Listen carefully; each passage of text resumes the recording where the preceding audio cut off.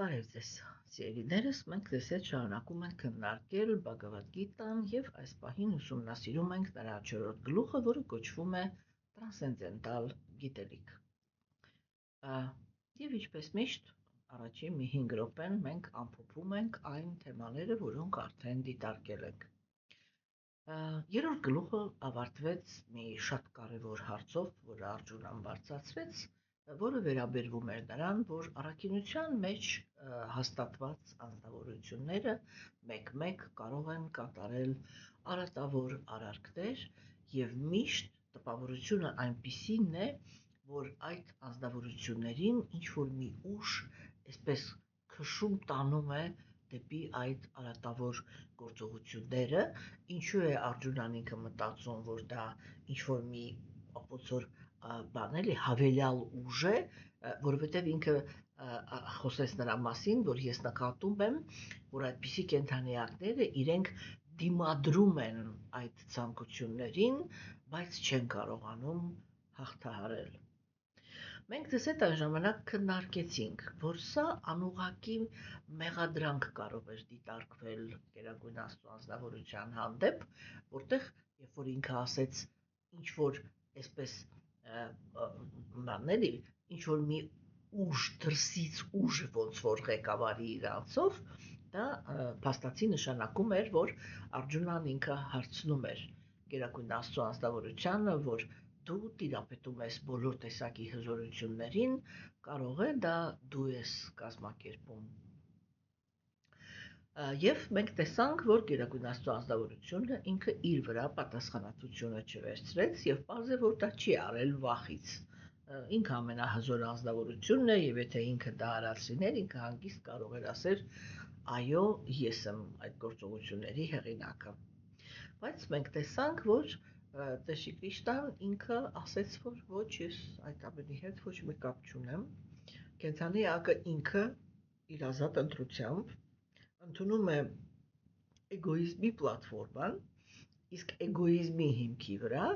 միշտ այդ էգոիզմը կարող է հաղթել, ինչու է սա կարևոր, որտեղ առաքինության մեջ հաստատված կենդանիակները իրենք սովորաբար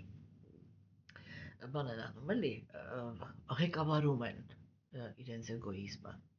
չէ՞։ Եվ այո, իհարկե, ինչ որ պահ կարող է գալ, երբ որ ներքին առաքինությունը կարող է չհերիքի ինչ որ կոնկրետ մի հատ առանձին ցանկության հետ բանանելու էլի հաշվեհարդար, եթե կարելի է ասել, տեսնելու։ Հասկանում եք։ Եվ այդ ժամանակ մենք տեսանք, որ Տեր Կրիշնան ինքը բացատրեց, որ էգոիզմը ինքը բուն է դրել կենդանիակի բոլոր մարմինների մեջ, նա բուն է դրել եւ ֆիզիկական մարմնի մեջ, եւ մտքի մեջ, եւ բանականության մեջ, եւ առաջ քաշվեց այն գաղափարը, որ կենդանիակը ինքը կարող է հաղթահարել էգոիզմը միայն հոգեվոր գիտելիքի շնորհիվ։ Ինչ է տալիս հոգեվոր գիտելիքը եւ ընդհանրապես ինչ է նշանակում հոգեվոր գիտելիք։ Դա գիտելիք է Աստծո մասին, գիտելիք է հոգու մասին, գիտելիք է հոգեվոր աշխարհի մասին եւ Աստծո եւ կենդանի էակների հարաբերությունների մասին։ Ինչու է սա կարևոր, որովհետեւ Գերագույն Աստծո անձնավորությունը ինքը իր համար հավերժության մեջ երբեք չի վերցնում որպես գործողությունների պլատֆորմա էգոիզմը։ Հավերժ գոյություն ունի ինքը, ինչպես ինքը դա ասեց երկրորդ գլխում Բhagavad Gita-ի, հավերժ գոյություն ունեն բոլոր կենդանի էակները։ Եվ Գերագույն Աստծո անձնավորությունը հավերժության մեջ միշտ ուղղված է դեպի այն, որպեսզի բոլոր նրանք, ովքեր որ ապրում են իր հետ, լինեն երանելի։ Մենք տեսանք, որ Բhagavad Gita-ի 3-րդ գլխում Տեր Կրիշնան ինքը նաև ասեց, որ ինքը երջանկություն եւ բարգավաճություն է ցանկանում նաև այն կենդանիակներին, որոնք իրենք ապրում են նյութական աշխարհում։ Ինքը քաչ հասկանում է, որ նյութական աշխարհում ապրող կենդանի էակները, եթե իրենք իրենցով, եթե իրենք շարունակում են ունենալ ուրեմն բանի շարունակում են ունենալ էգոիզմի հիմքը, ապա իրենք չեն կարողանալու կառուցել երջանիկ կյանք։ Այդ պատճառով ինքը տալիս է հոգևոր գիտելիքը եւ ինչպես ինքը ասեց երրորդ գլխում, ես արարեցի կենդանեակներին նյութական աշխարհում, կիսաստվածներին եւ խորհուրդ տվեցի կատարել զոհագործություններ եւ այդ զոհագործությունների հաշվին լինել երջանիկ։ Ուրեմն մենք տեսանք, որ հետագայում Տեր Քրիստոն ինքը քննարկում էր այդ գաղափարը, որ իրականում կենդանեակները հոգևոր գիտելիքը պետք է ուսումնասիրեն կամ Աստծո մասին գիտելիքը պետք է ուսումնասիրեն, որպեսզի իրենից օրինակ վերցնեն։ Գերագույն Աստծո անձնավորությունը ուղղակի տեքստերով ասեց, որ կենդանի էակը ինքը պետք է ուշադիր ուսումնասիրի, թե ինչպես է Գերագույն Աստծո անձնավորությունը գալիս նյութական աշխարհ, ինչ գործողություններ է ինքը այստեղ ծավալում եւ ինչպես է հեռանում։ Դա թույլ կտա, որպեսզի կենդանի էակը ինքը հասկանա, թե ինչպես պետք է ինքը գործի նյութական աշխարհում, որպեսզի կարողանա հեռանա նյութական աշխարհից դեպի հոգևոր աշխարհ։ Կներեք։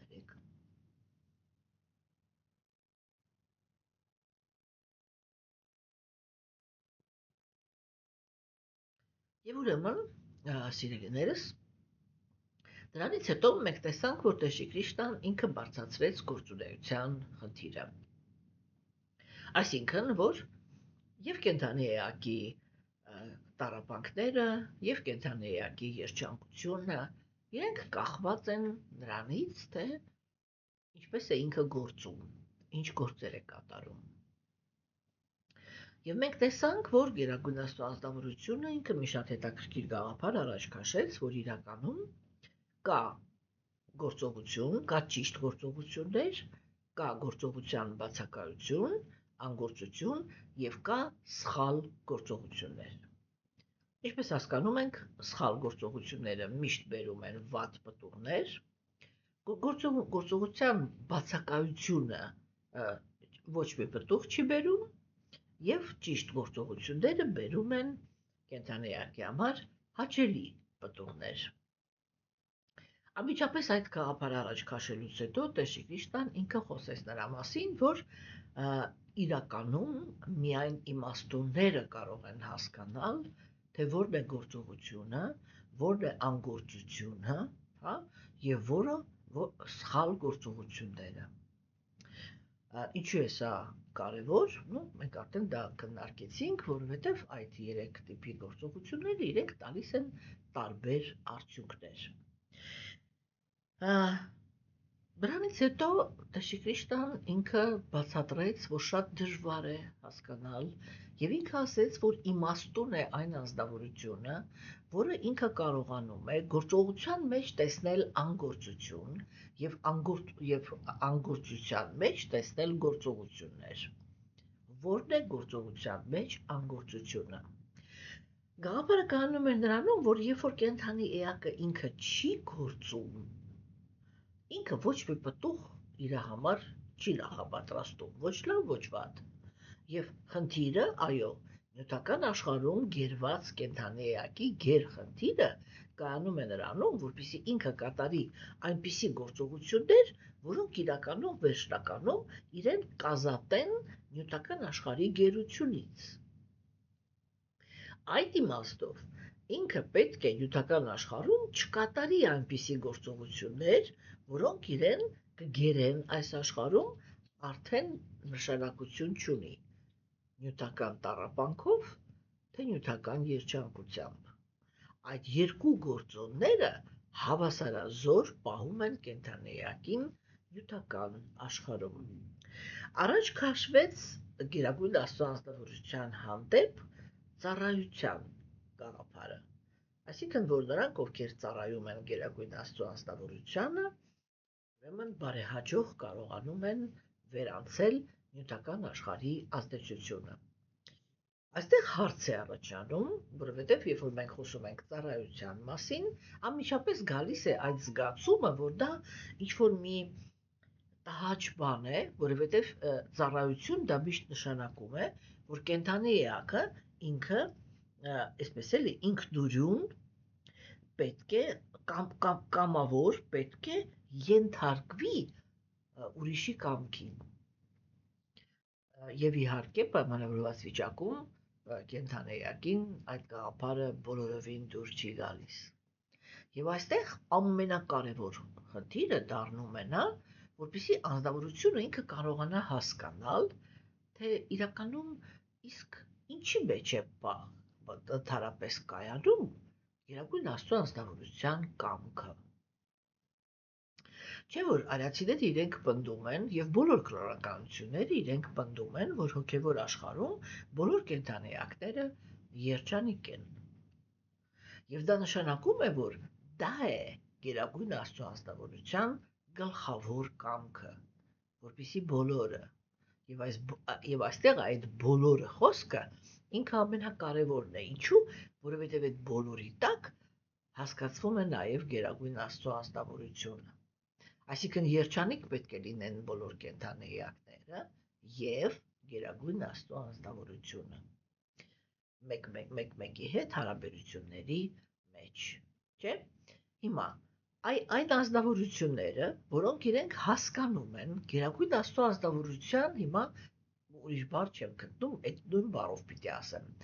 Գերագույն Աստծո անձնավորության գերագույն նպատակը, որը կայանում է նրանում, որ բոլոր կենդանեակները լինեն երջանիկ կամ ապրեն երանելի կյանքով, որտեղ երջանկության տակ մենք արիացիները իրենք երջանկություն բառը օգտագործում էին նյութական աշխարհի երջանկության մասին, հանդեպ, երբ որ խոսում էին նյութական աշխարհին բնորոշ երջանկության մասին։ Իսկ երբ որ խոսքը գնում է հոգևոր աշխարհի մասին, իրանք օգտագործում են երանություն բառը, որովհետև ենթադրվում է, որ նյութական երջանկությունը ինքը իր մեջ պարունակում է տրփանք, իսկ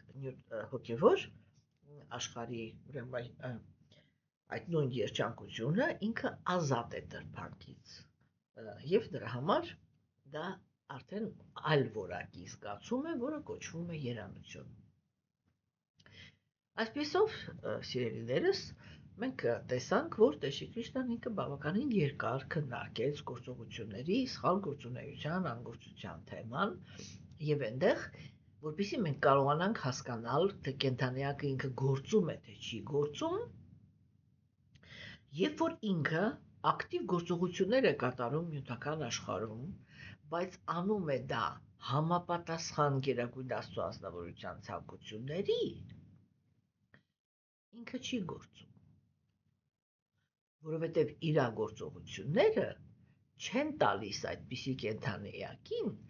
այն պտուղները, ինչ որ կտային, եթե այդ նույն գործողությունները կատարեր սովորական անձնավորությունը,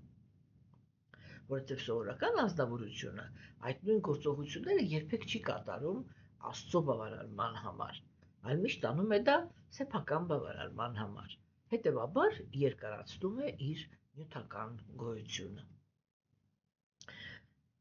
Տեր Քրիստոսն ինքը քննարկեց կեղծարարների թեման, խոսելով նրա մասին, որ եթե անձնավորությունը ինքը հրաժարում է ընդունում արտաքինից, հա, եւ կարող է գնալ հրաժարվածի, ասենք, բնության մեջ ապրել, հրաժարվածի կյանքով ապրել,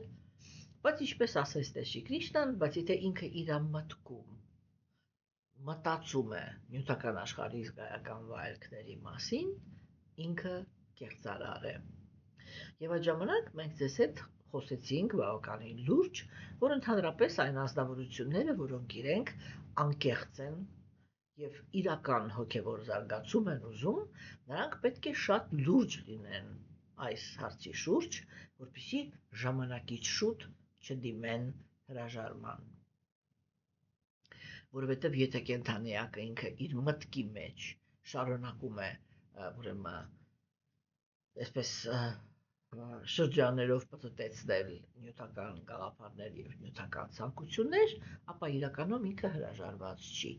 Եվ Տեր Քրիստոն ինքը ասեց, որ այդպիսի կենդանիակը փաստացի ինքը գործում է։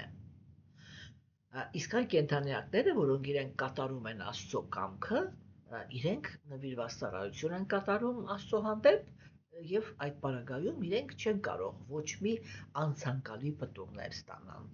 Իսկ Աստծո ծառաների համար միակ ցանկալի պտուղը կայանում է նրանում, որ երբ որ կենդանիակը ինքը գործում է, ինքը ունի ընդամենը մի ցանկություն, որպեսզի իրենով գոհ մնա գերագույն Աստծո ազնվորությունը։ Դրանից ամենաշատից հետո Տեր Քրիստոն ինքը սկսեց խոսել զոհագործությունների մասին եւ թվարկեց տարբեր տեսակի մարդկանց, որոնք իրենք տարբեր տեսակի զոհագործություններ են կատարում։ Եվ վերջի տեքստը, որը մենք ձեզ հետ քննարկեցինք անցյալ անգամ, ինքը վերաբերվում էր նրան, որ Տեր Քրիստոն ինքը խոսեց նրա մասին, որ գիտելիքի մեջ կատարված զոհագործությունները իրանք ավելի լավ արդյունքներ են տալի, քան պարզապես նյութական սեփականության զոհագործությունը։ Եվ հաջորդ գաղափարը կայանում էր նրանում, որ վերջի վերջո բոլոր զոհագործությունների ծիսակատարությունները մարդուն տանում են դեպի տրանսցենդենտալ գիտելիք։ Եվ այո, երբ որ զոհագործությունները կատարվում են ճիշտ, չէ՞, զոհաբերությունները, այսպես, երբ որ զոհաբերությունները կատարվում են ճիշտ, նրանք իրականում հնարավորություն են տալիս, որպեսզի կենդանիակը ինքը սեփական աչքերով տեսնի, հանդիպի կիսաստվածներին եւ նյութական աշխարհի արարչին։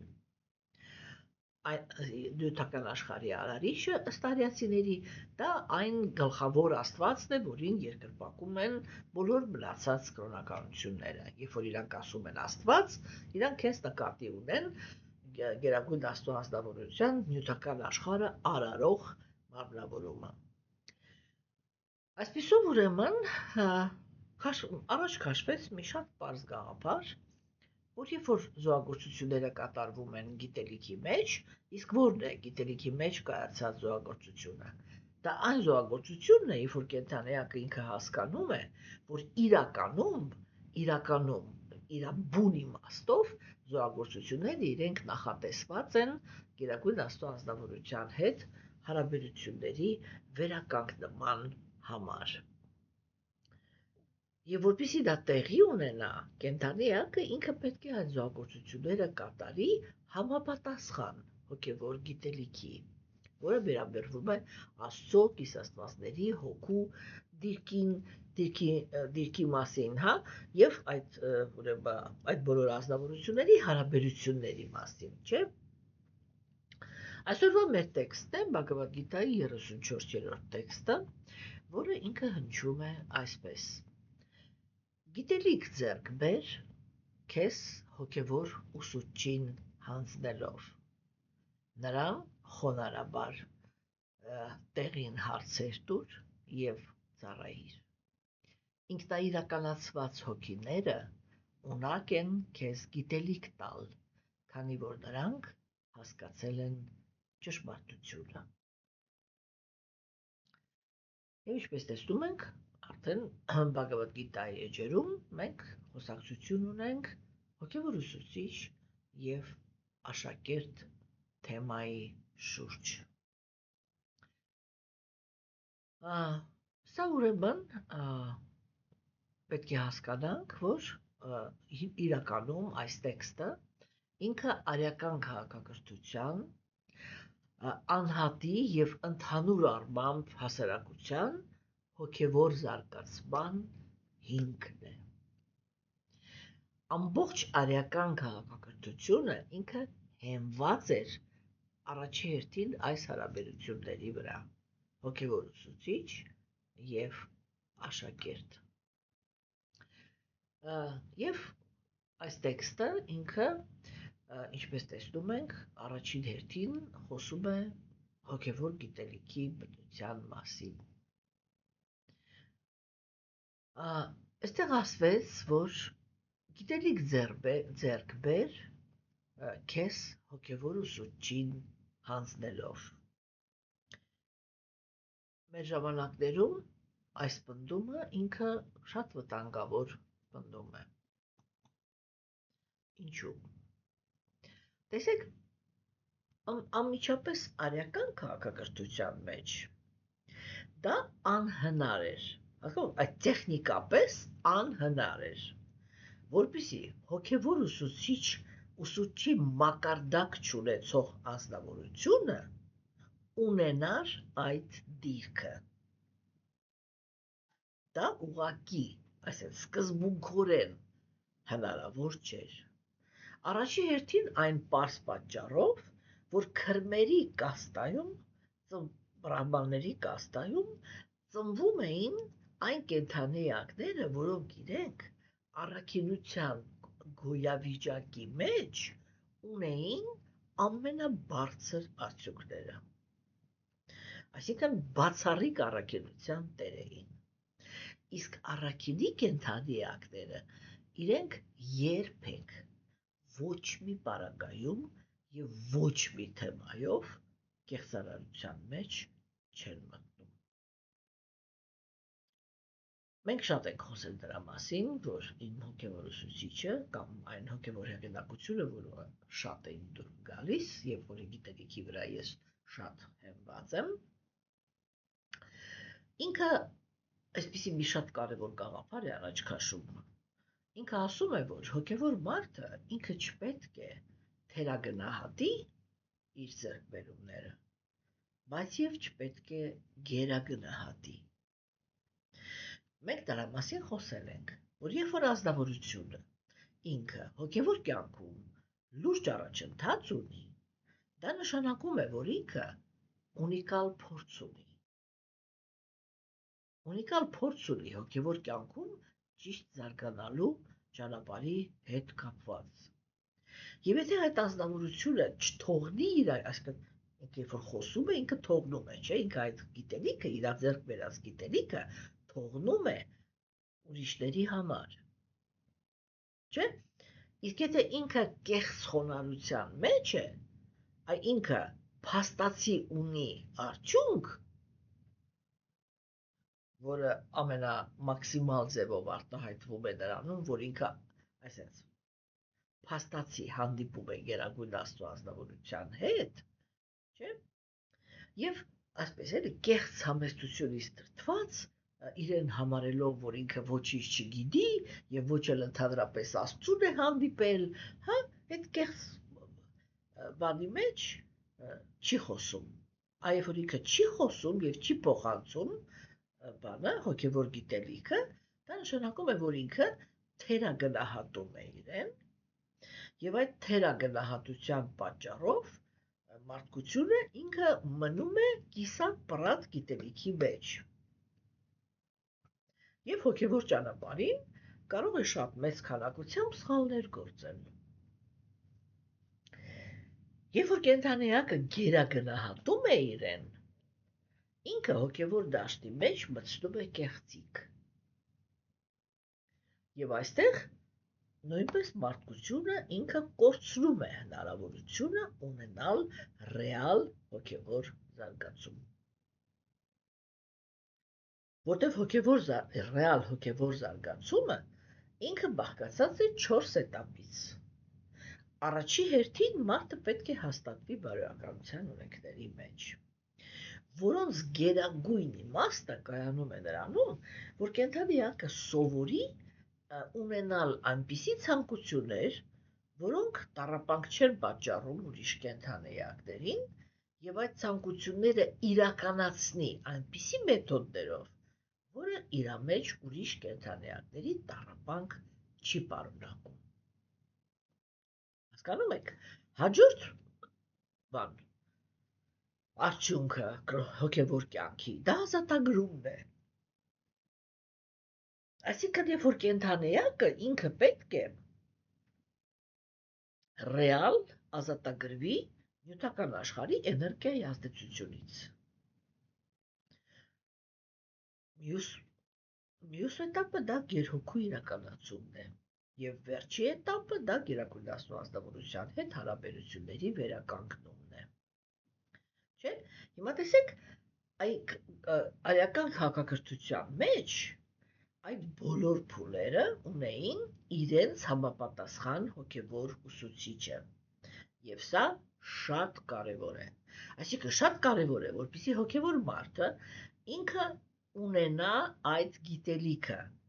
թե ինչպիսի փուլերից է բաղկացած կենդանի էակի հոգևոր զարգացումը։ Հաջորդ խնդիրը, որը ինքը անպայման պիտի հասկանա եւ ճիշտ կիրառի, չէ՞, դա նա է, որ ամեն մի ուրեմն փուլը ինքը ունի իր հոգևոր ուսուցիչը։ Բակտիվնոն Թակուրը ինքը ասում էր, լավագույն դեպքում հրաժարվածները պետք է դիմեն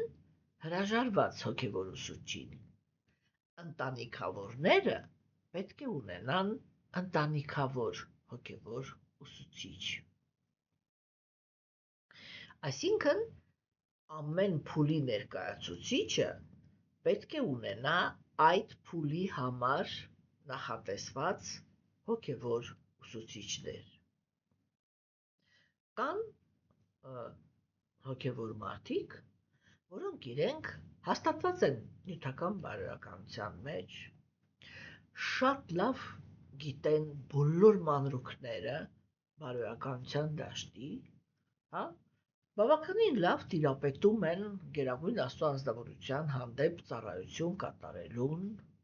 կարողանում են նրանցից լավագույնները կարողանում են կատարել ճիշտ զոհագործություններ,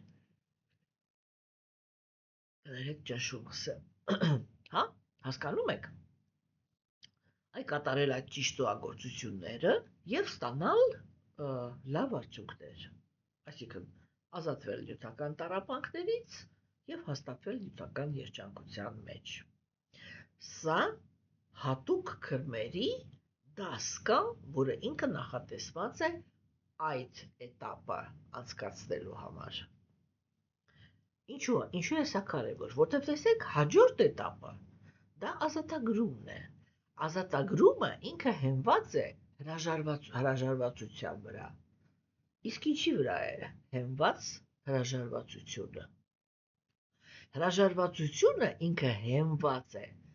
նյութական աշխարհը կրիտիկական տեսանկյունից ճիշտ գնահատելու։ Հա։ Ինչի վրա է հենված հոգևոր կյանքի առաջի էտապը։ Առաջի էտապը հոգևոր կյանքի ինքը հենված է, չէ, նյութական երջանկության հասնելու գաղափարի վրա։ Այդ ժամանակ ինչ պիտի տեսնի կենդանի էակը։ Այսինքն այդ նյութական երջանկությունը ինքը գալիս է, ինչպես պնդում են արիացիները, առաքինության հաշվին։ Եվ դա նշանակում է, որ կրոնը ինքը սկզբից քննարկում է, ոչ թե որ դու չպիտի ուզես լինես երջանիկ նյութական աշխարհում, այլ շատ կարևոր է, թե դու ինչպիսին ես պատկերացնում քո երջանկությունը, ինչ ես հասկանում երջանկության տակ, չէ՞։ Եվ ինչ մեթոդներով ես կիրառում, իրականացնում այդ երջանկությունը։ Չէ՞, հիմա տգիտության և կրքերի գոյավիճակների ազդեցության տակ նյութական աշխարհում ապրող կենդանի էակները իրենք իրականացնում են բռնություն, մրցակցություն, թշնամանք, մրցակցություն, ոչ մի պարագայում պատրաստ չեն զիջել իրենց ցանկությունները, բացարձակապես չունեն ոչ մի տեսակի արդարության զգացում, ով ինչպես կարողանում է իր ցանկությունները իրականացնելու համար պայքարում է և ով ինչպես կարողանում է այդպես էլ իր ցանկությունները իրականացնում է, վերջ, ով ուժեղ էր նա էլ իր ցանկությունը կատարեց։ Չէ, հիմա գալիս է կրոնը ինքը առաջի հերթին կենդանեակի հետ քննարկում է, որ այսպես կոչված բարոյականությունից եկած երջանկությունը ինքը ավելի լավն է, քան այն երջանկությունը ճակերտների մեջ, որը կարելի է ստանալ թշնամակի, բռնության եւ կրքերի հիմքի վրա։ Առաջին գաղափարը սա է։ Եվ այստեղ պետք են հոգևոր ուսուցիչներ, որոնք իրենք շատ լավ տիրապետում են առաքինության գոյավիճակի հետ կապված գիտելիքին։ Երբ որ գալիս է ազատագրման փուլը, այդ փուլում հոգևոր ուսուցիչը պետք է լինի, կվալիֆիցիրովան, պետք է լինի մասնագիտացված, այսպես ասեմ, էլի, բառը չեմ գտնում հիմա, պետք է լինի մասնագիտացված հոռետես տեսանկյունի մեջ։ Հասկանում եք, օրինակ տեսեք, եթե այդ երկու հոգևոր ուսուցիչներին մենք շփոթում ենք, տեղի է ունենում այսպիսի երևույթ։ Այդ երևույթը ինքը այս պահին չեմ կարող ասել, որտեվ արդեն համարյա 15 տարի է չեմ շփվում այդ կազմակերպության հետ, թեկուզ դրանից առաջ էլ այնպես չէր, որ շատ էի շփվում, բայց ամեն դեպքում տեղյակ էի այդ կազմակերպության կյանքից, հիմա տեղյակ չեմ։ Հույսով եմ, որ ինչ-որ ազդեցություն ունեցել ենք, որ ինչ-որ գաղափարներ այնտեղ վերանայվեն։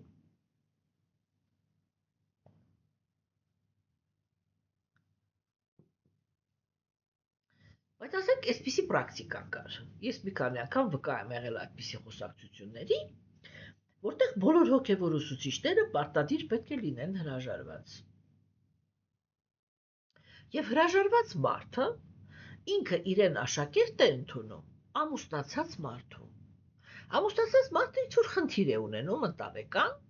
ձեռք է բարձրացնում, երբ որ հանդիպում է իր հոգևոր ուսուցչին եւ ասում է. «Ես այսինչ խնդիր ունեմ այս պահին։ Խնդրում եմ ինձ օգնեք, որպեսզի ես կարողանամ այս հարցը լուծեմ»։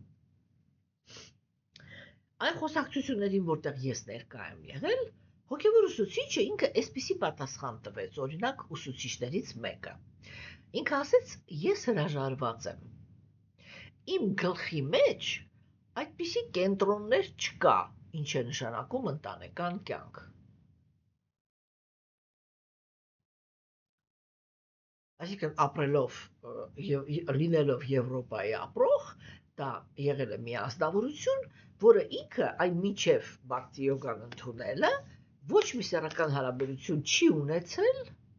եւ ընդունել է բակտի յոգան, միանգամից ընդունել է հրաժարում, որ ոչ ունեցել եմ, ոչ ունենեմ, ոչ էլ ուզում եմ ունենամ։ Ուզում եմ միայն հոգևոր կյանքով զբաղվեմ։ Շատ արագ դարձել է հոգևոր ուսուցիչ։ Եվ երբ որ ընտանիքավորը ինքը գալիս է ասում է, «Էս ինչ խնդիր ունեմ», ինքը ասում է, «Ես գլխիս մեջ այդպիսի կենտրոն չունեմ, ես այդպիսի փորձ չունեմ, որ ձեզ կարողանամ ասեմ, թե դուք ձեզ ինչպես պիտի այս խնդիրը լուծեք»։ Չէ, սա ամենաանկեղծ անձնավորությունն էր։ Կան հոգևոր ուսուցիչներ, որոնք իրենք նույնպես հրաժարվածներ են շակերտների մեջ, եւ երբ որ ամուսնացած ազնվորությունները իրենք գալիս են եւ հարցեր են տալիս, թե ինչպես կազմակերպենք, որպեսզի ընտանեկան կյանքում լինենք երջանիկ, ըստ արիացիների գաղափարախոսության, ինչ պիտի անենք հիմա, այդպիսի ազնվորությունները սկսում են ընտանիքավորին քարոզել հրաժարում։ Եվ դա ավարտվում է նրանով, մենք սա մի քանի անգամ քննարկել ենք, դա ավարտվում է նրանով, որ մարդուն սկսում են բաներ ասել։ Կինը ինչ է, որ դու հետաքրվում ես թե կնոջդ երջանկությունը, դրա հետ ո՞ս կարելի է երջանիկ լինել, թքի այդ ամեն ինչի վրա երեխաներն են սուտ, կինն էլ է սուտ, ընտանիքն էլ է սուտ, այդ ամեն ինչը քեզ տանում է դեպի նյութական աշխարհ, թող այդ ամեն ինչը արի մտի հրաժարվածների մեջ, որ շուտ ազատագրվես։ Սրա հետևանքով մարդուն կտրում են իր պարտականությունները կատարելու անհրաժեշտությունից։ Որտեվ եթե մարդը ինքը ընտանիքավոր է, ինքը ինչ-որ պարտականություններ ունի, եւ արիական քաղաքակրթության մեջ, ես դա բազմիցս ասել եմ, ոչ մի տղամարդ չէր կարող գնալ հրաժարման, եթե ինքը չէր կատարել իր ընտանեկան պարտականությունները, կամ եթե ինքը ուզում էր երիտասարդ տարիքում լինել հրաժարված, ապա ինքը դպրոցից հետո գնում էր հրաժարվածների դաս։ Եվ ընդհանրապես իր ամբողջ կյանքում ոչ մի կնոջ հետ գործ չէր ունենում։ Հասկանում եք, չէ՞։ Ուրեմն, տեսեք, որ երբ որ խառնվում է, սխալ հոգևոր ուսուցիչ է գալիս մտնում ուրիշ փուլի մեջ, այդտեղ սկսվում են սխալ խորհուրդներ,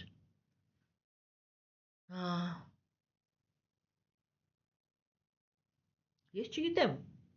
տպավորությունն այնպես է, որ հիմա աշխարհը ինտենսիվ նորից գլորվում է բռնության և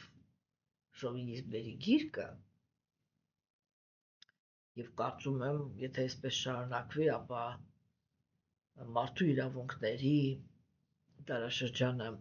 եկել է, հասնում է ոնց որ թե իր ավարտին, և սա շատ ողբերգական է իրականում։ Մենք դեռ տակ ենք, չենք հասկանում ինչ է կատարվում։ Հասկանում եք, չէ, բայց այ օրինակ ասենք, չէ, ոնց ասեմ էլի, ազնվորությունները, չէ, այ հոգևոր կյանքի մեջ, մեր դարաշրջանում, այդ կեղծարարները, իրանք ահավոր շատ են, և ամեն ինչի մեջ այնպիսի մի հատ շիլաշփոթ է սարքված, հասկանում եք, որ ոչ մեկ չի կարողանում հասկանալ ընդհանրապես ճիշտը որն է։ Ուրեմն, խնդիր համար առաջի, կներեք, էլի այնտեղ ես գնացի այդ թեմայի մեջ, միտքս կտրվեց, հեսա կվերականգնվի կշարունակեմ։ Ուրեմն, խնդիր համար առաջինը դա կայանում է նրանում, որ կենդանիակը պիտի ունենա կրթություն, թե ինչ փուլերից է բաղկացած հոգևոր զարգացումը։ Պետք է կարողանա այդ հոգևոր զարգացման հետ կապված հասկանա իր մակարդակը։ Հասկանում եք, եթե անձնավորությունը ինքը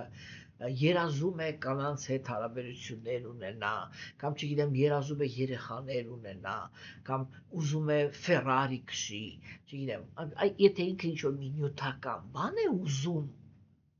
եթե ինքը ասես մնում է իր մեջ, ինքը տեսնում է, որ ինքը լիքը նյութական բաներ է ուզում։ Դա միանգամից նշանակում է, որ ինքը հրաժարվածի դասի համար նախատեսված կենդանիակ չի։ Եվ իրան չի կարելի քարշ տալ դեպի հրաժարվածություն։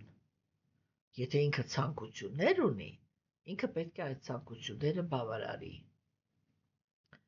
Բայց բարոյականության սահմաններում, որպեսզի կարողանա լինել երջանիկ։ Հիմա, սիրելիներս, սա առաջի խնդիրը, որ անպայման պետք է լուծվի։ Երկրորդ խնդիրը, չէ, կայանում է նրանում, որ եթե արդեն մենք կարողանում ենք գնահատել, որ որակավորում ունեցող հոգևոր ուսուցիչ ունենք, ուսուցչի ենք հանդիպել, այսպես ասենք, չէ, որ մենք մեր, ասիկն կենդանիակի և հոգևոր ուսուցչի հարաբերությունների իմաստը դա գիտելիք տեղափոխելն է։ Հոգևոր ուսուցիչը ինքը գիտի, կատարյալ, պարամահամսա, կատարյալ հոգևոր ուսուցիչները, իրանք բոլոր փուլերի հետ կապված պրակտիկան գիտեն, թե ինչպես այդ ամենը պետք է արվի, չէ, հիմա, և պետք է կարողանանք հասկանալ, չէ, որ եթե մենք հանդիպել ենք և հասկանում ենք արդեն, գնահատել ենք, հասկանում ենք, որ գործ ունենք լուրջ հոգևոր ուսուցչի հետ։ Իդեալական դեպքում, օրինակ արիական քաղաքակրթության մեջ, չէ, արդեն հոգևոր ուսուցիչներ դարձածները ասում էին, այս անձնավորությունը նույնպես հոգևոր կյանքի այս փուլի համար կվալիֆիկացիա ունեցող հոգևոր ուսուցիչ է։ Եվ դա երբեք պաշտոն չէր։ Դա որակավորում էր։ Ինչու՞, որովհետև բրահմանները առաքինի էին։ Իսկ առաքինի մարդիկ երբեք չեն ստում։ Հասկանում եք, հիմա տեսեք ուրեմն, գալիս է աստվածաբեժության դարաշրջանը, կրոնը կազմակերպվում է, և դա նշանակում է, որ կրոնի մեջ հայտնվում է պաշտոնի գաղափար, որտեղ որ հայտնվում է պաշտոն, հետևաբար իշխանություն, հետևաբար հարստություն, հետևաբար մարդկային զանգվածի վրա ազդեցություն, այդտեղ հավաքվում են նյութապաշտերը, որտեղ իրական հոգևոր անձնավորությանը ոչ մի պաշտոն չի հետաքրքրում։ Հասկանում եք։ Եվ տեսեք, երբ որ գալիս է աստվածամեժության դարաշրջանը, ուրեմն հիմա հոգևոր ուսուցիչը, նույնիսկ հոգևոր ուսուցիչը, այդ դիրքը ինքը դառնում է պաշտոն։ Եվ այդ պաշտոնը զբաղեցնում են նյութապաշտները։ Իրանք գալիս են, մտնում են հոգևոր դաշտ,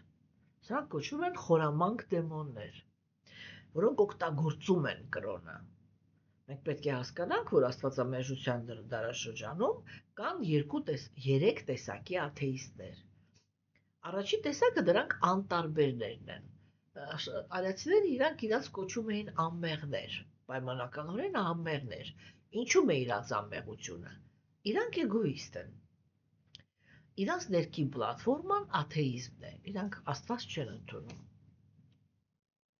Ինչու, որովհետև ձգտում են ազատ բավարարել իրենց զգայարանները։ Չէ՞։ Հիմա տեսեք, այդ կենդանեակները, չէ՞, իրենք գալիս են եւ իրանք չեն խառնվում։ Կա հոգևոր մարդիկ, թող իրանք իրաց համար մեկ է, դուք ինչ կրոնից եք, ինչ եք բանանում, մաքուր եք, կեղտոտ եք, իր համար ոչ մի կապ չունի։ Եթե դուք այն ազնվորությունը չեք, որի միջոցով ինքը կարող է բավարարել իր ազգայարանները, դուք իր համար հետաքրքիր չեք, վերջ, ով ուզում եք եղեք։ Հիմա տեսեք սիրելիներ, չէ՞։ Հաջորդները, նրանք ագրեսիվ էգոիստներն են։ Մենք դա քննարկել ենք։ Ագրեսիվ էգոիստները իրենք շեշտված ատելություն ունեն եւ Աստծո, եւ նրա ծառաների հանդեպ։ Այսինքն, եւ Աստծո, եւ հոգեվոր կյանքով զբաղվողների հանդեպ։ Իրանք ոչնչացնում են կրոնը եւ կրոնական մարդկանց, մորթում, սպանում, վառում, ինչ ասես անում են։ Այդտեղ բռնությունը շատ է։ Ագրեսիվ աթեիստները իրանք շատ մեծ բռնություններ են գործում, չէ՞։ Այդ կարող ենք հեռու չգնալ։ Երբ որ, ասենք, հաստատվեց սովետական միությունը, որպես աթեիստական կայսրություն, առաջի բաներից մեկը, որ արվեց, դա եկեղեցիները կամ տրաքացնում էին, ոչնչացնում էին, հավասարացնում հողի, կամ, չգիտեմ, մզկիթները այդպես են արել, թե ոչ, երևի թե արել են, եթե նա անում էին, նա էլ կանեին, էլի։ Եվ կամ եկեղեցիները դարձնում էին կենդանիների համար գոմ, չէ՞։ Կամ չգիտեմ, սկլադ, որտեղ բաներ էին գցում պահելու համար։ Հասկանում եք։ Իրանք ոչնչացնում են։ Բռնի ուժով շատ վատ տարակներ են անում։ Հազարավոր եւ 100 հազարավոր տերտերներ են գնդակահարվել այդ ժամանակ։ Հիմա չենք քննարկում ով է իրանցից կեղծ, ով անկեղծ։ Սա չի խնդիրը։ Հիմա ուրիշ կետից ենք քննարկում։ Որ կան ագրեսիվ աթեիստներ եւ կան խորամանկ աթեիստներ։ Խորամանկ աթեիստները իրենք կրոնին ձեռ չեն տալիս։ Իրենք կրոնը գրավում են։ Եվ որովհետև իրանք աթեիստ են, այսինքն կարիերիստ են, իրանք գալ եւ որ մտնում են կրոն, շատ արագ զբաղեցնում են պաշտոններ, ինչու որտեղ իրանք դա է հետաքրքիր, իրանք դրա հետևից են եկել։ Որպեսզի իրենց հեղինակությունը երբեք հարվածի տակ չդրվի, իրանք անմիջապես ոչնչացնում են, ինչ որ մի ձևերով, հայերս ասում եք փչացնում են, անկեղծ հոգևորականներին եւ որպես ընդհանուր հավատացյալների ղեկավար մնում են այդ աթեիստ ազնվորությունները, որոնք շատ հաճախ ընդհանրապես նույնիսկ Աստծուն չեն հավատում։ Հասկանում եք, եւ սա այդ է, որ կրոնը զավթված է ուրեմն խորամանկ աթեիստներով։ Հիմա կարող եք ինձ ասել, այդ խորամանկ աթեիստը, որը ինքը կարող է ավետարանը, Ղորանը, Բhagavad Gita-ն կապ չունի սուրբ գրվածքը, գիտի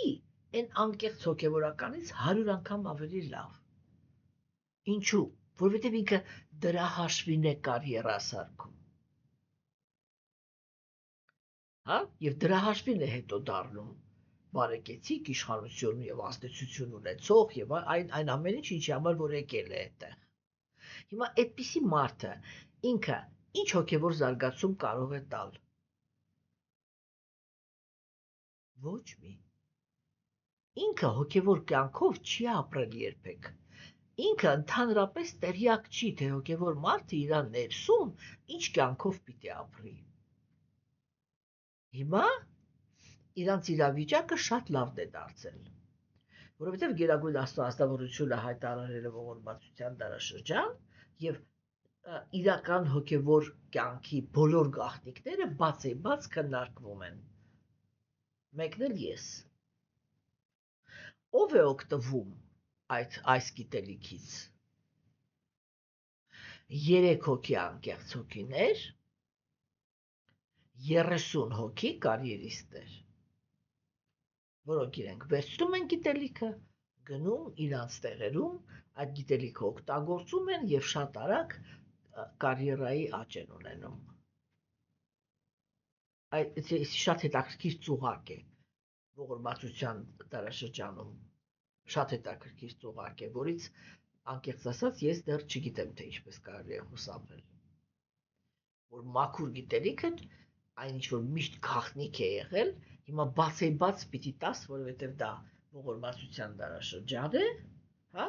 եւ որ բաց տալիս ես, դրանից առաջի հերթին օգտվում են կարիերիստները, այսինքն նրանք, ովքեր ընդհանրապես իրական հոգևոր կյանքի հետ ոչ մի կապ չունեն։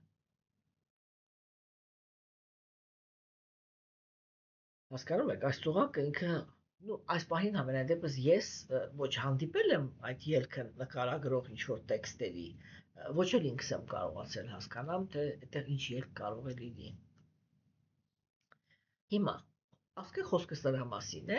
որ աստվածամերժության դարաշրջանի իրականությունը ինքը խիստ տարբերվում է այն իրականությունից, որը եղել է արյական քաղաքակրթության մեջ։ Մենք սա միշտ պիտի հիշենք։ Եթե մենք սա չհիշենք, մենք ոչ մի բան չենք կարողանա հասկանալ։ Չէ՞։ Հիմա տեսեք, այստեղ հիմա Գերագույն Աստվածավորությունը ինքը խոսում է կանգնած արյական քաղաքակրթության մեջ, խոսում է արիացու հետ։ Եվ ինքը ասում է, դու պիտի տրվես հոգևոր ուսուցչին։ Հա? Հանուն ինչի։ Այդ տրվածությունը ինքը պիտի արտահայտվի 2 բանով, որ դու պետք է իրան այնպիսի հարցադրումներ տաս, որ ինքը, կոպիտ ասած, հավես ունենա քո հետ խոսալու, իր մեջի գիտելիքը քեզ փոխանցելու։ Հասկանում եք, սիրելիներս, չէ՞։ Եվ ասենք, եւ դրա հետ մեկտեղ պիտի ծառայես իրեն։ Այդ տեսեք, հիմա երբ որ գալիս է աստվածամերժության դարաշրջանը, որտեղ կեղծարարությունը անշուշտ իհարկե շատ է, չափից ավել շատ է։ Հասկանում եք, եթե ինձ ասեին տոկոսայնությամբ ինչ կասեք, ես կասեի մի հատ անկեղծ հոգևոր ուսուցչի վրա հասնում է 1500 հատ կեղծարար։ Այսինքն 1500 անգամ ավելի շատ են կեղծարարները, քան անկեղծ հոգևորականները։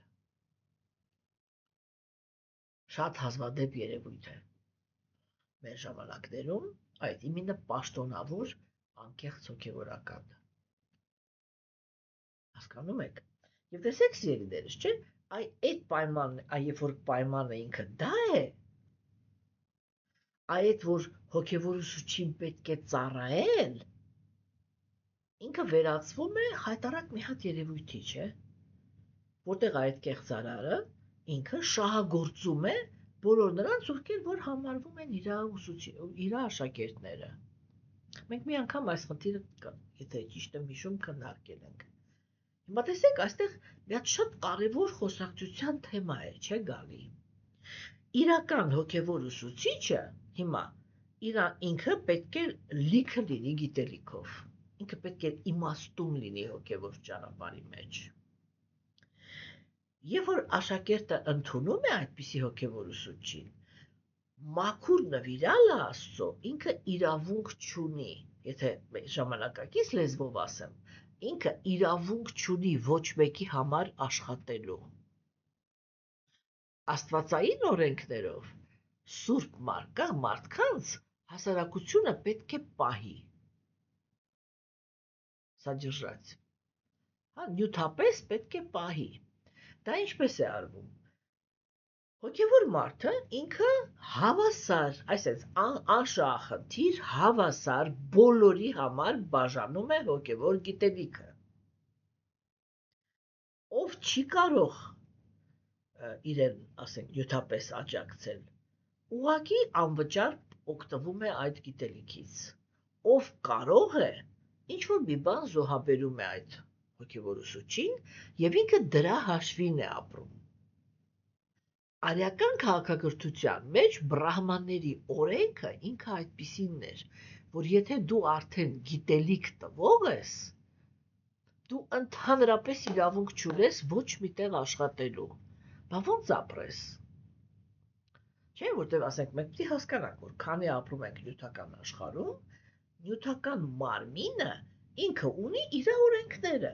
Դու ուզում ես եղի մաքուր նվիրալ, ուզում ես եղի ամենավերջի չանդալը, նյութական մարմինը ինքը ունի իր օրենքները եւ ինքը ապրում է այդ օրենքներով։ Նյութական մարմինը ինքը ուտելիքի կարիք ունի, մարդու մարմինը հագուստի կարիք ունի, տան կարիք ունի, չէ՞։ Տեսեք, ինքը այդ ամեն ինչը ինքը գումարի հետ է, չէ՞ կապված։ Հատկապես եթե դա հոգևորական է, որը գիտելիք է տեղափոխում։ Այսինքն հասարակության մեջ է, ինքը ծառերին չի տալիս գիտելիք, չէ, մարդկանց է, չէ, տալիս։ Всё, մտավ հասարակություն։ Այն ինքը ինչ-որ մի ձևի պիտի ապրի, չէ։ Մենք հեսա մի անգամ քննարկել եմ, էլի, որ հոգևոր մարդկանց հանդեպ այնպիսի պրետենզիա կա, որ իրանք բոլորը պիտի, չգիտեմ, օդով պիտի սնվեն։ Այդպես չի լինում, որտեղ դա հոգևոր մարմին չի։ Իր հոգին արդեն մաքուր է, բայց այդ հոգին միևնույնն է գտնվում է դեռ նյութական մարմնի մեջ, իսկ նյութական մարմինը ունի իր պահանջները։ Հիմա տեսեք, մենք ստանում ենք շատ բարդ իրավիճակ, որտեղ եւ իրական հոգևոր ուսուցիչը, եւ կեղծարարը ունեն նյութի կարիք։ Հասկանում եք։ Այ դե հիմա գնա կարողացի հասկանաս, ով է։ Մարդիկ իրանք այդպես պրիմիտիվ են մոտենում, ինքը իրական հոգևոր է, եթե ամեն ինչը ձրի է անում։ Բա հարց եմ տալի, բայց մարդը ո՞նց պիտի ապրի։ Այս սուր գրվածքն իրան արգելում է, որ ինքը աշխատի։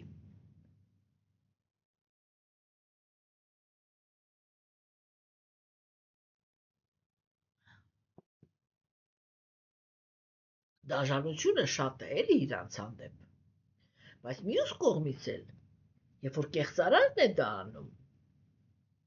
ինքը պրոստը անիմաստ տեղը շահագործում է մարդուն, դիմացը իրականում ոչինչ չի տալի։ Մի քանի հատ անգիր սովորած տեքստ, որի տակը ոչ մի իրականացում չկա։ Ես արդեն մի անգամ ասել եմ, հիմա այստեղ ստիպված եմ նորից կրկնեմ, որ այս պարագայում միակ ելքը, որը ինքը ռեալ ելքն է, դա աշակերտի անկեղծությունն է։ Գիտեք, կա մի հատ այդպիսի ասացվածք. ով ուզում է խաբված լինել, խաբվելու է, ով իրոք ճշմարտություն է ուզում, ճշմարտություն է քննելու։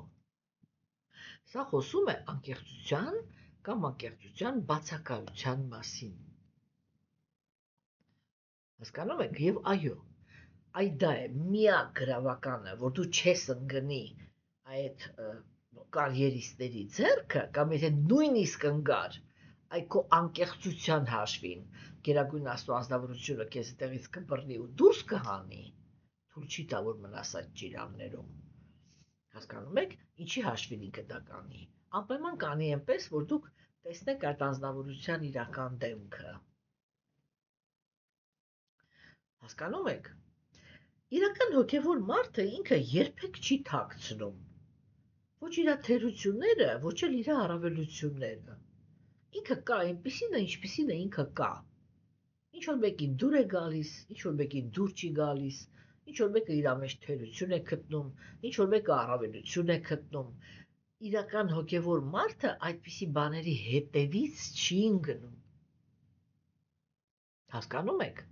Ինքը ուղղակի փոխանցում է հոգևոր գիտելիքը։ Թե դրա դիմաց ինքը ինչպիսի, այստեղ այդ եմ շեշտում, նյութական բան ադաչը, այդ նյութական բան կստանա դրա դիմաց, հա?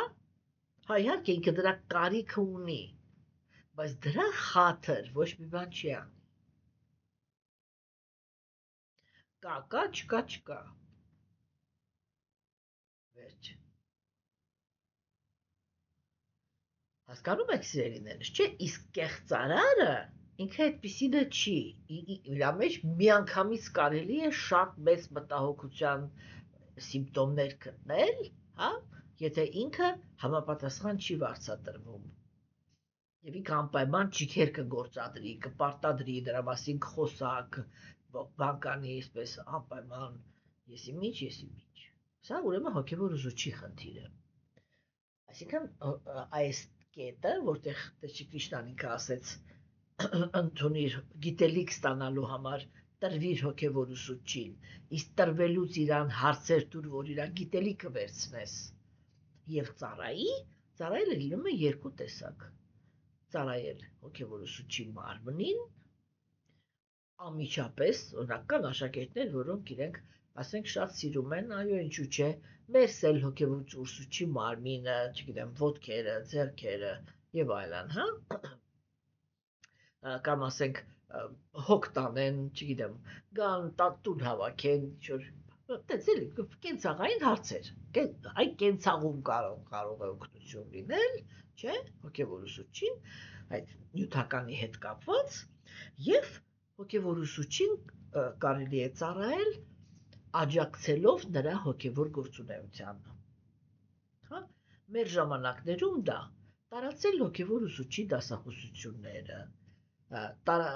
տպագրել նրա գրքերը, տարածել այդ գրքերը, հա, եւ այլն, այսինքն հոգևոր ուսուցչի հոգևոր միսիայի մեջ լինել զբաղեցված։ Տեսեք, միանգամից այստեղ ենք, չէ՞, նույն խոսակցությունը ստանում։ Հիմա համ կեղծարարներն են, ինչ ասես տպում ու ինչ ասես բաժանում, համ իրական հոգևոր մարդիկ։ Ոնց իմանաս, որ այդ բանի մեջ չընկնես, էլի։ Թակարդի։ Տեսեք, բարդ հարց է, չէ՞։ Եվ ասենք հազարավոր մարդիկ իրենք կարող են, ասենք, անկեղծ սրտով գան, որտեղ իրականում առաջի քայլերում շատ են այդպիսի աշակերտներ, էլի, որոնք իրենք անկեղծ աշակերտները միշտ ավելի շատ են։ Բայց ես պնդում եմ դրա, եւ հիմա էլ եմ պնդելու, որ մենակ հոգևոր ուսուցիչների խավը չի, որ այդտեղ ինչ-որ խնդիրներ կա աստվածամերժության դարաշրջանում։ Եվ ես առանց այսպես պարզ ճակատով Աստծո առաջ ասում եմ, թե ինչպիսի այլանդակություններ կարող են անել աստվածամերժության դարաշրջանի աշակերտները հոգևոր ուսուցչի դեմ հետ, ոնց ուզում եք ասեք։ Դա նկարագրել հնարավոր չի։ Այսպես որ նստես 10 տարի գրես չի վերջանա։ То есть դա երկու ստեկ է։ Երկու ստեկ կա անկեղծության թեման որպես պրոբլեմ եւ երկուստեղ կա կեղծարարության թեման, որպես խնդրեմ։ Կան կեղծարար ուսուցիչներ եւ կան կեղծարար աշակերտներ։ Կան իրական ուսուցիչներ եւ կան իրական աշակերտներ։ Եվ իդեալական դեպքում դա նա է, երբ որ իրական ուսուցչին հանդիպում է իրական աշակերտ։ Հասկանում եք, տեսեք, այդ խնդիրը ինքը քրիստոնեության մեջ էլ է, չէ, քննարկվում։ Երբ որ ուսուցիչը Հիսուսը իր 12 գլխավոր աշակերտների հետ նստած էին, եւ Հիսուսը ինքը սկսեց ասել.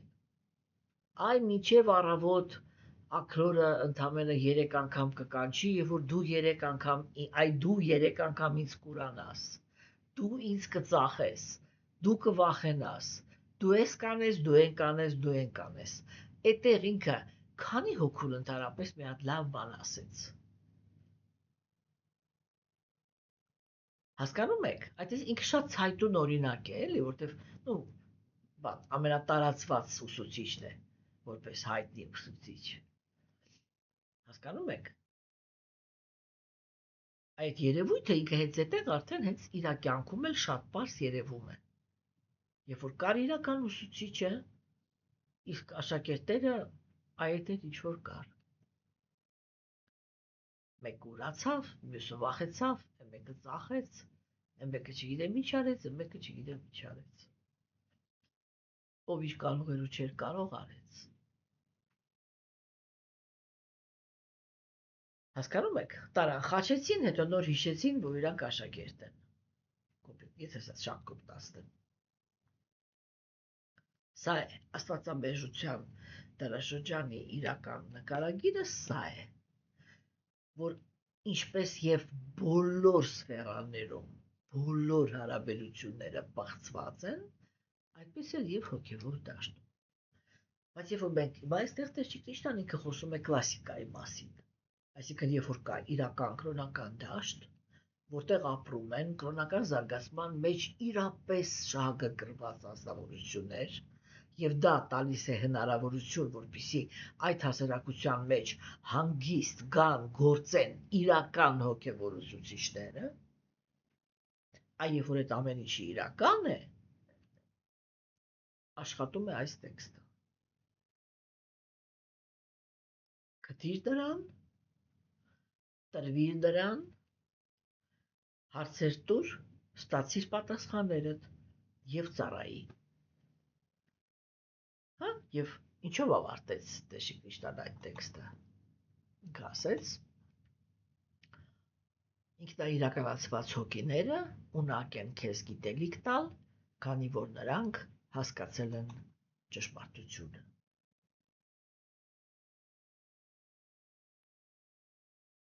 Հասկանում եք։ Իսկ երբ որ հոգեվորականների խավ խոսքում են, ասենք, արատավոր ազնվորություններ, որոնք հետապնդում են նյութական նպատակներ, իշխանություն ձեռք բերել, ազդեցություն ձեռք բերել, փառք, փող եւ այլն, պաշտոն։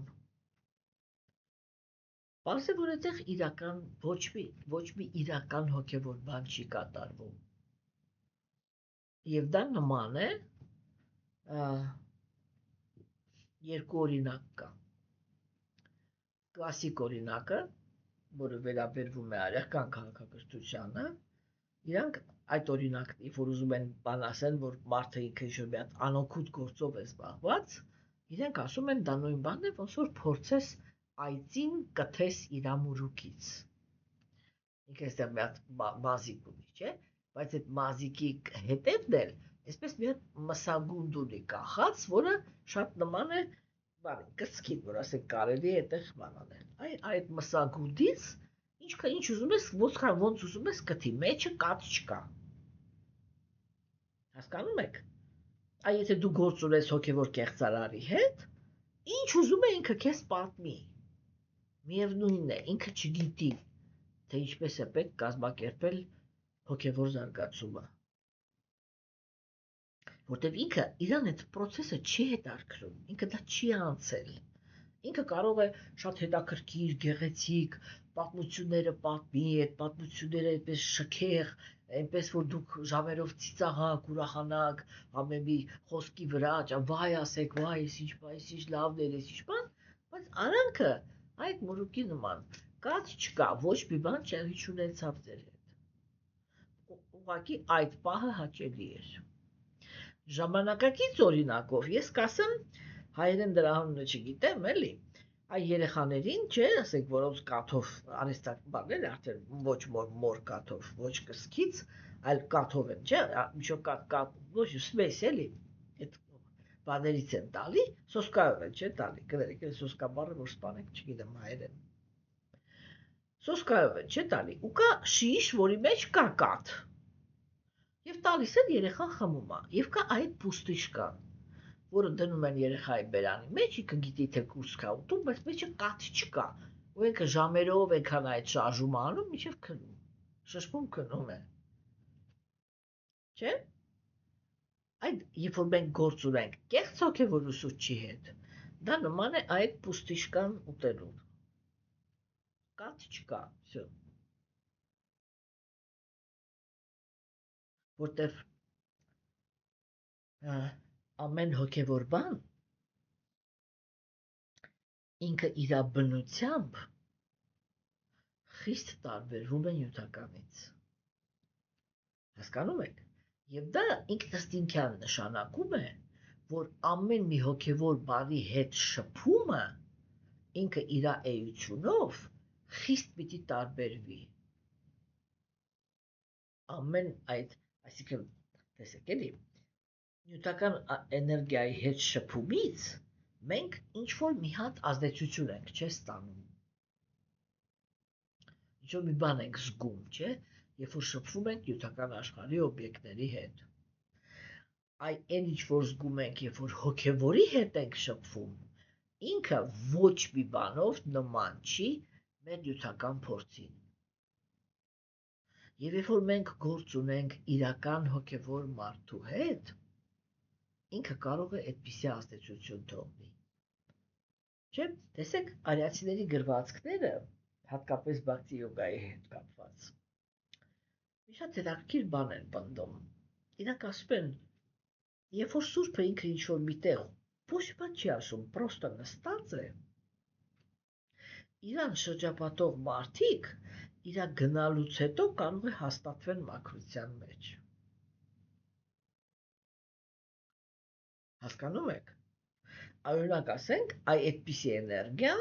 ունի Պրաբհուպադը։ Դա չի քննարկվում ընդհանրապես։ Ցանկացած մարդ, որը ինքը կարդում է Շրիլա Պրաբհուպադայի գրքերը, ինքը հեշտ ու հանգիստ միանգամից, այսպես միանգամից ճանապարհի սկզբից հաստատվում է 4 սկզբունքների մեջ։ Բուսակերություն,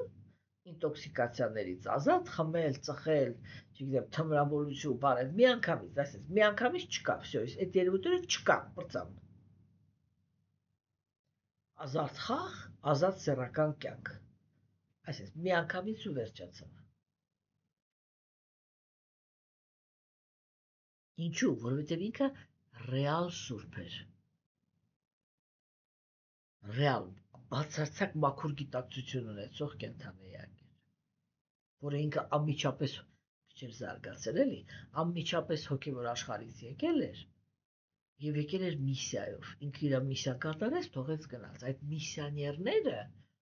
հասկանում եք, իրանք ուրիշ ազդեցություն թողնող են։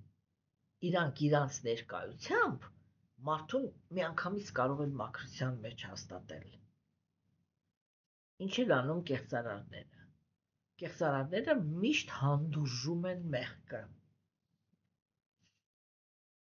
Հիմա տեսեք այստեղ էլ, խոսակցությունը ինքը միանշանակ չի, որովհետև հիմա ողորմածության դարաշրջան է, եւ մեղավոր հոգիներին պետք է ընդունել կրոն, ով ուզում է ինքը լինի, ինչքան ուզում է ընկած լինի, հանցագործ լինի, մանյակ լինի, չգիտեմ, գալուբոյ, ռոզովի, ոչ մի կապ չունի вообще, ով ուզում է լինի, կարող է գալ եւ մտնել հոգեվոր կյանքի մեջ։ Բայց մտնելուց հետո ինքը պետք է սկսի ճիքեր գործադրել մաքրության մեջ հաստատվելու։ Եթե կրոնը ինքը իրանով ատրիբուտներ ունի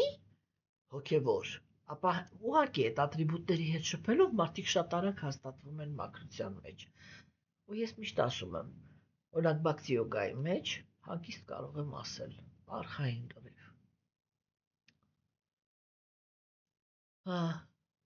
Տես մարդ չկա, որը ինքը գալիս է բաքսի յոգա, սկսում է կարդալ գրքերը, կրկնում է մանտրա, որ ինքը միանգամից հեշտությամբ չհաստատվի 4 սկզբունքների մեջ, բայց եւ չկա տենց մարդ, որը կարող է բացատրի, թե ինքը որտեղից է այդ ուժը վերցնում այդ սկզբունքներին հետևել։